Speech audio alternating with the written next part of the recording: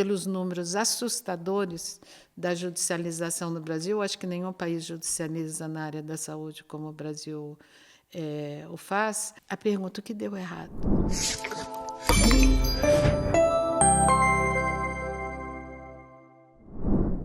Olá! No programa Analisa de hoje, nós vamos discutir a saúde privada brasileira, a concentração econômica do mercado de planos de saúde, a precarização dos serviços para usuários e os desafios da regulação para este setor. Aqui em nosso estúdio, nós estamos com a professora Lenir Santos, doutora em saúde coletiva pela Unicamp e professora convidada da Faculdade de Ciências Médicas aqui da Universidade. A professora Lenir é advogada e autora de diversos livros sobre o tema, o mais recente, Judicialização da Saúde no Brasil. Eu sou Silvio Anunciação, jornalista da Secretaria Executiva de Comunicação da Unicamp. Este programa tem direção de imagens de João Ricardo Boi, imagens de Jorge Calhau e edição de Kleber Casablanca. A versão áudio tem trabalhos técnicos de Otávio Silva. Professora Lenir, nosso muito obrigado pela sua presença. Obrigado pelo convite. É um prazer muito grande estar aqui e é um tema muito relevante para a gente debater, porque diz respeito a todas as pessoas. Exatamente, professora. Eu queria começar com uma comparação entre a saúde privada brasileira e o nosso sistema público de saúde, o SUS. A gente sabe que o SUS ele tem uma série de problemas, mas é um sistema que avançou ao longo do tempo e se tornou uma referência. Eu queria saber da senhora qual que é a avaliação que a senhora faz em relação à saúde privada brasileira. A gente ainda tem muito que avançar? Para eu fazer essa resposta da saúde privada, eu preciso falar também da saúde pública, né? Porque o SUS, eu sempre digo, e outros também já disseram, que é o melhor plano de saúde para qualquer pessoa, porque ele faz atendimento completo, integral, que a gente chama da vacina ao transplante, né? E a existência do Sistema Único de Saúde, né, que nasceu em 1988 na Constituição, tinha um dos seus propósitos, né, que ele pudesse ser, de fato, um sistema para toda a população. Ele é um sistema de acesso universal, mas se pretendia que ele tivesse qualidade, quantidade de serviços que, então, as pessoas não precisassem recorrer aos serviços privados, e que os serviços privados de saúde fossem menores, né? Tivesse um custo menor, inclusive o Sistema Único, e a grande parte da população, grande parte, estivesse no sistema público. Mas acabou que não foi muito dessa maneira que isso aconteceu. É muito fácil a gente verificar quando nós olhamos o gasto com saúde, o investimento em saúde, quanto se gasta no PIB. Então, hoje é 9,7%, que é um gasto grande com saúde, é comparável aos países mais desenvolvidos, né? Os europeus, fundamentalmente, o Canadá, que tem saúde universal, que tem gasto nessa ordem. E o problema é que, em todos os países que têm sistemas universais de saúde, o gasto público é maior que o gasto privado. E no Brasil é o inverso. O gasto privado é de 5,7% e o gasto público é de 4% do PIB. Então, aí a gente já vê a inversão que acabou acontecendo com todo os sonhos, né, de todos que lutaram para a reforma sanitária e para ter um bom sistema de saúde no país, porque a gente vê pelo próprio financiamento que há essa inversão. Então, nós temos hoje um grande crescimento do sistema privado de saúde, fundamentalmente a partir de 2015, quando se deu a abertura do capital estrangeiro na saúde, ao arrepio da Constituição. A nossa Constituição tem uma vedação no artigo 199 da Constituição, acho que é o parágrafo 3º, se eu não estou enganada, que veda a aplicação de recursos, né, de investimentos de capital estrangeiro na área da saúde. Não obstante, um único artigo de uma lei que era uma medida provisória de 20 artigos e transformou numa lei de mais de 60 artigos. Um único artigo, o artigo 142, ele abriu, porque a Constituição diz que é vedado o capital estrangeiro na saúde, e exceto quando a lei julgar necessário, e a lei em algumas situações. Acontece que esse artigo abriu para todas as situações possíveis e imaginárias da saúde. Então, na realidade, ela acabou revogando o parágrafo que veda. Então, uma lei acabou mexendo na Constituição. Então, existe uma ação direta de inconstitucionalidade no Supremo Tribunal, desde 2015 até hoje não julgada, que exatamente houve, inclusive, a Procuradoria-Geral da República, mas acho que teve, não sei se foi partido político, que entrou com a ação, e até hoje não está julgada. E o que nós vimos a partir disso? Um exponencial crescimento do capital estrangeiro e do setor privado na saúde sem regulação, né? Afora que nós já tínhamos os planos de saúde, que eles foram regulados em 1999, mas havia sempre um percentual, era uma média talvez de 20% da população que acabava tendo plano de saúde. E hoje a gente vê um crescimento tanto nos planos de saúde como na saúde privada, assim, absurda, e num modelo altamente tecnológico. Professora, você tocou num assunto muito interessante e relevante, que é a questão da regulação, né?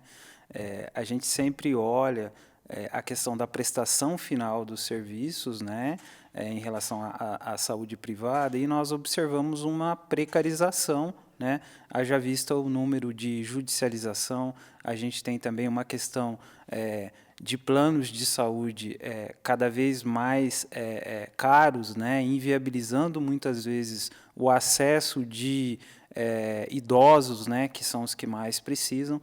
E então, em face disso, eu queria que a senhora falasse um pouco sobre o papel da regulação, né? A gente tem uma agência reguladora federal, que é a Agência Nacional de Saúde Suplementar, né? Mas falta fiscalização? O que falta para a gente avançar nessa questão da prestação do serviço mesmo de saúde privada? A regulação do setor privado no Brasil é extremamente precária. Tanto que a gente hoje tem esses planos, não sei se eu chamaria de planos populares, mas essas clínicas populares sem nenhuma regulação, tá certo? Então, assim, e depois dessa abertura, como eu estava dizendo antes, do capital estrangeiro, acho que ficou assim extremamente fragilizado. E é importante a gente lembrar que a nossa Constituição tem um artigo na Constituição que define as ações e os serviços públicos e privados. Então, falou em saúde, ela é de relevância pública. Então, trata como de relevância pública as ações e os serviços públicos e privados de saúde, ficando, é o que diz a Constituição, totalmente sob o controle, a fiscalização e a regulamentação do poder público. E o que a gente vê que isso acabou não acontecendo. Nós tivemos em 99, porque os planos de saúde não tinham uma regulamentação própria. O que a gente tinha era que ainda existe uma lei do seguro privado, que era que é até hoje a SUSEP, que é a Superintendência do Seguro Privado, que ela regulamenta o seguro, e então a gente tinha o seguro saúde, que o seguro saúde e plano de saúde não tem muita diferença. Ambas as situações são um pagamento para um evento futuro. Então, você vai pagando mensalmente para um evento incerto e futuro que possa ocorrer, que é bem a característica do que a gente define de seguro. Então, os planos acabam sendo também da mesma categoria de seguro. Mas daí nós tivemos uma lei específica, em 99, para poder, então, que regulamentou daí os planos de saúde, daí saíram da SUSEP e foi criada uma agência reguladora só daí para os planos de saúde.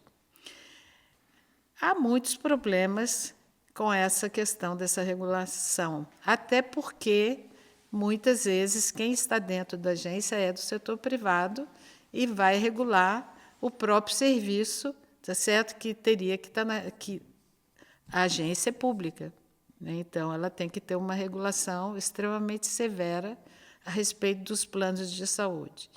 E existe regulação para plano, obviamente. Nós temos a lei e tem muita coisa que está pautada na lei, mas tem muita distorção, né? Um deles é o rol, que ficou um debate e acabou tendo uma alteração na legislação. O que é o rol? É a lista, né, de serviços que os planos, então, estão obrigados a oferecer quando você faz um plano de saúde. E daí entra um debate se essa lista, essa listagem, esse rol, essa relação, ela seria taxativa. Então, aquilo que está ali é o que o plano vai fornecer. O que não está, então, o plano não forneceria. Então, o grande controle seria o controle da agência. A agência, então, fazendo um grande controle sobre, realmente, para estar sempre atualizado sobre aquilo que realmente deve ser oferecido à população. E acabou saindo isso mais desse controle e definindo que o rol, né, essa relação que a agência vem a fazer, ela não é taxativa, que então pode ter outros serviços que podem estar ali e não está no rol. Isso deixa extremamente aberto o plano de saúde, não é para uma influência, muitas vezes, muito positiva, é para uma influência, muitas vezes, do mercado, ou, na maioria das vezes, do mercado, porque o mercado de saúde é um mercado altamente lucrativo e poderoso. Então, nós temos hoje, e acabou abrindo, que o rol não é taxativo. Então, nós já temos esse problema, e que seja todo tipo de judicialização. Só para a gente explicar melhor essa questão do rol taxativo, né? Então, com essa modificação na legislação que você comentou, então não existe mais, o plano não tem mais que determinar, de colocar essa lista de serviços que ele oferece. Ele pode colocar ou não colocar determinados serviços e a agência reguladora não tem que seguir essa lista. É isso, professora? Quem faz esta listagem, o rol, é a agência. É a agência que acaba definindo, por regulamentação própria que ela faz, o que está incorporado como o mínimo, né? Porque o plano pode, daí, então, existe um rol mínimo. Nós estamos falando disso. E o plano pode, inclusive, dar mais coisas, né? Se ele quiser, você pode ter um plano que te dá coberturas, digamos, extremamente expansivas, vamos supor, mas tem um mínimo. Então, essa que é a discussão que acabou tendo uma alteração na legislação. Eu sempre olho com preocupação, digamos, aquilo que daí está na mão da agência. A agência vai determinar sempre esse rol mínimo de saúde, e se ele realmente não for taxativo, então, podendo entrar, tá certo, outros serviços, porque precisa de passar por uma análise de custo-benefício, de segurança, de vários outros aspectos que precisam ser, então, examinados e que a agência tem que fazer para poder fazer a incorporação, e inclusive essa de custo-benefício, e que acaba, então, se isto não fica taxativo, então fica muito aberto. e daí surgindo, digamos, uma nova tecnologia, um novo medicamento, essa coisa ele pode, então, de repente, ser garantido para quem tem plano de saúde sem estar no rol, porque ele não é mais um rol fechado, né, um rol mínimo fechado.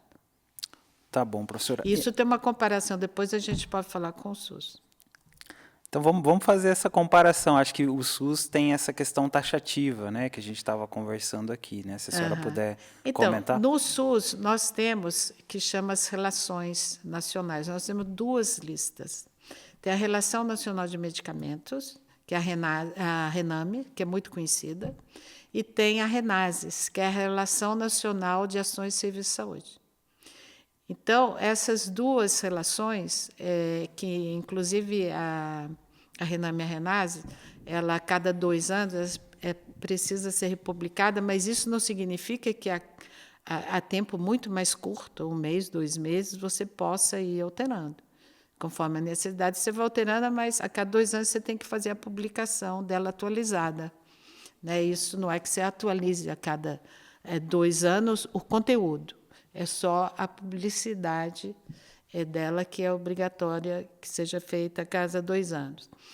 Então, e para você poder fazer essa relação nacional de medicamentos e de tecnologias, de ações e serviços de saúde, precisa passar na Comissão Nacional que faz análise de incorporação e tecnologia, que é conhecida como CONITEC, que ela é uma comissão do Ministério da Saúde. Então, ela faz uma análise, tem lei regulamentando, então, ela foi criada por lei e a lei a regulamenta. Então, essa lei dá todos os passos que são necessários nas análises para fazer a incorporação no Sistema Único de Saúde e ir para essas listagens. Ou, se for medicamento, vai para a RENAME, se for serviços, tecnologias, procedimentos, vai, então, para a RENASES. Ocorre que o judiciário não respeita. E os médicos, inclusive os públicos, né? Aliás, no SUS, todos os médicos são médicos públicos, quando eles vão fazer a prescrição, que por um decreto eles são obrigados a observar estas listagens, essas relações, eles não observam. E o judiciário acata aquilo que o médico prescreve. E isso, a judicialização hoje tem números absurdos, ela é totalmente crescente desde o começo dos anos 2000, eu digo lá para 2003, mais ou menos, que ela começou a ser crescente. E ela, a cada ano, ela é mais crescente. Então, ela sempre aumenta e o judiciário não respeita a legislação existente, a lei, né, que regulamenta a CONITEC, e o decreto 7.508, que regulamenta a Lei 8080, que é a lei de estrutura do SUS, e acaba permitindo, então, assegurando, por medida judicial, medicamentos que não estão incorporados no SUS. Então, é muito parecido isso com o setor público e no setor privado com os planos de saúde. Quando a senhora fala do aumento da judicialização, a senhora está se referindo ao SUS, né, professora? Em relação ao setor privado, a senhora também tem grande, crescente nos 2. Que eu sou péssima para guardar números. Eu devia ter anotado para trazer os números que, inclusive, o CNJ, né, o Conselho Nacional de Justiça, publicou neste ano, que são os números de 2023. São números assustadores em ambos. Na medicina suplementar, que é a privada plano de saúde, porque ainda tem o gasto do bolso, que a gente chama, gasto direto do bolso. Você vai na farmácia, compra um medicamento, ou você paga uma consulta, ou você paga um exame, né, fora de um plano de saúde. E, então, mais ou menos 25% da população hoje tem plano de saúde, e o resto, então, está no Sistema Único de Saúde, e os 2 estão sob fortíssima judicialização e com medicamentos que, eu vou dizer a cifra, eu falei que sou ruim de número, mas essa eu gravei, que é o medicamento mais caro que já foi concedido pelo judiciário, por decisão judicial e contra daí o Ministério da Saúde, não foi contra o Estado e o município, foi contra o Ministério da Saúde. É que é um medicamento para nanismo que custa por volta de 40 milhões. E quando a gente tem esse número cada vez mais crescente da população buscando o poder judiciário para assegurar os seus direitos, a gente percebe que tem alguma coisa errada na regulação, porque a gente tem regulação, tanto principalmente no setor privado, mas o SUS, a gente tem todos os mecanismos, né, de participação da população também, né, professor? Então, eu até escrevi recentemente um artigo que saiu na revista Conjur, que é acessível pela internet. Essa revista Conjur, ela é muito da área do direito, mas ela é muito lida porque os artigos são mais curtos, mais breves, e que é os labirintos da judicialização do SUS. É bem recente, deve ter mais ou menos um mês. E eu acho que eu começo falando pelos números assustadores da judicialização no Brasil. Eu acho que nenhum país judicializa na área da saúde como o Brasil o faz. A pergunta: o que deu errado? O que está acontecendo para ter uma judicialização nessa proporção que nós temos? Então, um deles, eu acho que o sucesso de todas as pessoas que judicializam, elas sempre saem com uma sentença favorável. Então, há realmente, digamos, uma taxa de sucesso para quem judicializa. Muitas pessoas que judicializam contra o SUS têm plano de saúde. E, não obstante, não é que não usa o SUS, porque todo mundo usa o SUS. Né? Quando você vai no restaurante, você está usando o SUS. Quando você vai no cabeleireiro, você está usando o SUS, porque tem a vigilância sanitária que tem que fazer toda a fiscalização. Então, a nossa água, quando a gente está bebendo água aqui, a gente está usando o SUS. Então, todo mundo nesse país usa o SUS, ainda que diga: não, eu tenho plano de saúde, eu não uso o SUS. Não uso uma parte, né?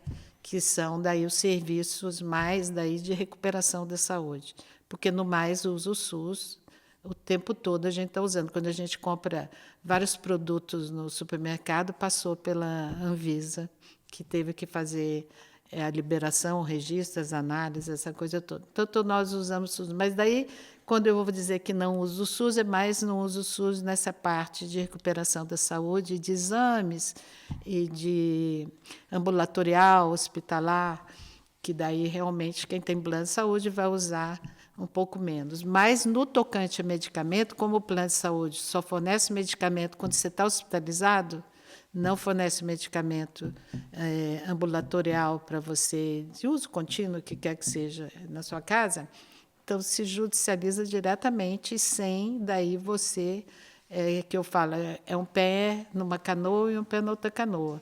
Naquilo que me convém, eu vou num, que eu vou em outro, ainda que você daí não respeite as filas, né? Porque quando você entra pela judicialização, você não está entrando pelas portas de entrada do SUS, que a principal dela não é única, é a atenção primária, né? E você também não está sob prescrição de um médico, tá certo? Público, e dentro daí dos parâmetros assistenciais públicos. Então, a gente realmente vive assim uma coisa muito misturada. Professora, ainda nesse aspecto, né, dessa comparação, né, e avaliação que a gente está fazendo desses dois sistemas de saúde, né, o SUS e o privado, eu queria saber a sua opinião se essa má prestação de serviço pelo sistema privado, se isso pode gerar, se está gerando uma pressão no SUS, né?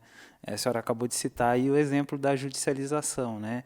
Mas a gente pode acontecer também de muitos usuários deixarem os planos de saúde, ou porque não têm condições mais de pagar, e ir para o SUS. A senhora acha que isso é um fato relevante? Sim, porque hoje, principalmente as pessoas que vão envelhecendo, não vão dando conta, inclusive sua renda cai, né, porque vai viver praticamente de aposentadoria, e vai deixar alguns outros, ou vai até fazer alguns trabalhos para poder melhorar a sua renda. Essas pessoas acabam que pagaram o plano a vida inteira saindo, né, e usando o Sistema Único de Saúde na sua totalidade, é por falta realmente de recursos. E isso eu acho que é algo muito mal regulado no nosso país, porque precisaria haver uma proteção daqueles que pagaram plano de saúde por 20, 30, muitas vezes 40 anos, e, de repente, se vê impossibilitado de manter o seu plano de saúde, porque ele encarece realmente muito o envelhecimento. A outra é o controle, que também dos preços dos reajustes, né, que vão muito além de reajustes daí que a gente tem de qualquer outro serviço, né, que temos extremamente acima da inflação, e daí todo mundo fala que existe uma inflação diferenciada quando você está na área da saúde, na área médica, né? Mas isso não é aplicado, inclusive, no Sistema Único de Saúde para você melhorar o financiamento da saúde. Então, tudo isso acaba fazendo pressão dos dois lados, né? Acaba fazendo pressão no judiciário, acaba fazendo pressão nos planos, que eu acho que é muito mal regulado, né? Em certa medida, fico sempre me perguntando, protege o cidadão? Porque a agência é para proteger o cidadão, né? Uma agência reguladora, ela é um pouco diferenciada, porque a maioria das agências reguladoras no país, elas regulam, na realidade, aqueles serviços que são serviços públicos e que foram dados em concessão para o setor privado, né, explorar. Então, elas fazem obrigatoriamente, como a área de comunicação, telefonia, transporte, saneamento. Então, tem uma regulação, tem que ter uma forte regulação privada, porque é um serviço essencial, né? Um serviço público, um serviço essencial que o poder público, então, faz uma concessão para o setor privado. A saúde não, ela é livre ao setor privado, mas ela é livre ao setor privado, nunca se esquecendo do artigo da Constituição que fala que ela é de relevância pública e que ela está inteiramente sob a tutela pública. E daí a gente pergunta, a tutela pública está sendo suficiente? Para mim, não é suficiente. E o mais gritante e, para mim, escandaloso é o capital privado na saúde. Queremos transformar. País que tem sistema universal de saúde regula duramente o setor privado para ele não crescer muito. Então, no Canadá, onde o sistema público atua, o privado não é permitido atuar. Então, o setor privado é muito pequeno e o setor público é muito grande. Então, você não vê, digamos, inclusive no Reino Unido, grandes hospitais, né, nunca pode estar na mão do setor público. Vai estar pequenas clínicas, então não vai ter. Na França é a mesma coisa. E no Brasil, não. Os grandes hospitais muitas vezes estão na mão do privado, né? E, além do mais, a gente nunca chama, não damos um título, né, de hospital de excelência para o público, mas damos para o privado. Professora, a senhora acha, então, que essa questão da regulação, e principalmente no setor privado, né, vem sendo tratado como um setor de mera exploração econômica, né, e não como um setor de relevância pública? É isso mesmo? Exatamente. E é só a gente ver, eu que sou leitora ainda sou leitora de jornal físico e não digital, recebo o jornal em casa, então acho que sempre sábado ou domingo vem a primeira folha, que não que é um encarte de propaganda, é sempre de grandes redes, como a Rede Dora é uma delas. A Rede Dora, acho que 1, 2 vezes por mês eu vejo propaganda dela, Hospital de Excelência, Serviço de Excelência, Pesquisa de Excelência. Que regulação tem? Não tem regulação. Que trato deram a essa ação direta de inconstitucionalidade, que é de 2015, nós estamos em 2024, quer dizer, vai fazer 10 anos, né? E que não foi julgada. E o dia que for julgado, o que vai fazer com tudo que já está de capital estrangeiro no país? consolidado. Outro aspecto que tem total relação com o que a senhora está colocando aí é essa questão mesmo do abuso do poder econômico, né? Que a gente sabe que é vedado pela Constituição Federal, né? E que é passível de regulação, enfim. E a gente, nessa área da saúde privada, a gente teve um estudo recente de pesquisadores da PUC de São Paulo, né? Que mapearam o sistema privado de saúde brasileiro e constataram um oligopólio, né, com a presença aí de 7 grandes empresas dominando este setor, né? Chama Sete Irmãs, né? As 7 irmãs Um da deles é a saúde. Rede Dora, a Apvida, a Mil, né? Que são realmente grandes poderios econômicos na área da saúde. O que causa muita aflição, para falar bem verdade, é que país com sistema público de acesso universal e igualitário, que tem o sistema de saúde, ele tem um dos seus princípios constitucionais é ser extremamente preventivo. Tanto que tem um dispositivo na Constituição que fala da atenção integral com prioridade para as ações preventivas, para os serviços preventivos.